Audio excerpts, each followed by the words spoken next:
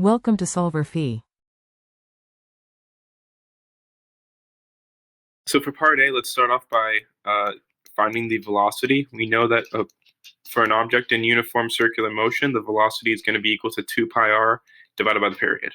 So this is going to be 2 pi times the radius of 11 meters divided by the period of 12.5 seconds. And we find that the velocity is 5.529 meters per second. For part B, we want to find the ratio of the apparent weight to the real weight. So we can draw a free body diagram here. Going straight up is force normal, and then coming straight down is force of gravity. Here, we're going to say that the sum of forces equals the mass times the centripetal acceleration. This will equal mg minus f of n. So this will equal mv squared over r. Here, the force of gravity is towards the center of the Ferris wheel. That's why it's positive. We can say that divided by r. And so we can say that the force normal is simply going to be equal to mg minus mv squared over r.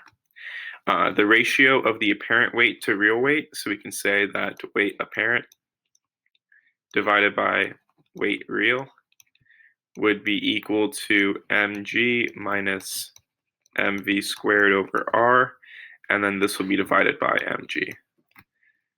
And so this will be equal to g minus v squared over r divided by g, canceling out all the mass terms.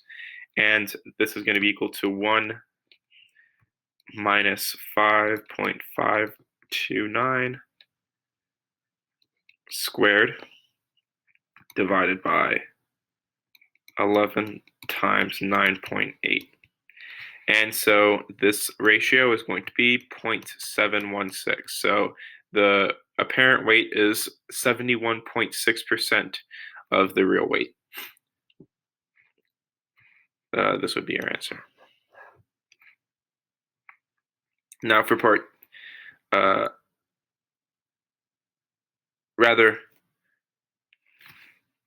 my apologies. This was part A. This was not part A. This is just, we just need to calculate the velocity before we move on. So this would be part A, and then for part B, we draw another free body diagram. Now here, force normal is going up towards the center, and then force of gravity is going down. And we can say that force normal now is positive minus mg equals mv squared over r. And we know that f of n is going to be equal to mg plus mv squared over r.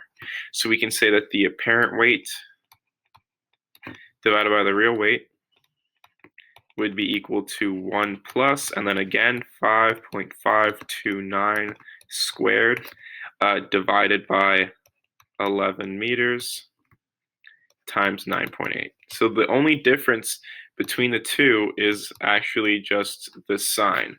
In part A, this is 1 minus, and then here it's 1 plus. Given that here it is not the bottom of the Ferris wheel, here it's the top of the Ferris wheel. And we find that the ratio is going to be 1.284. So here the apparent weight is 28.4% greater than the real weight. And this would be our final answer. That is the end of the solution. Thank you for watching.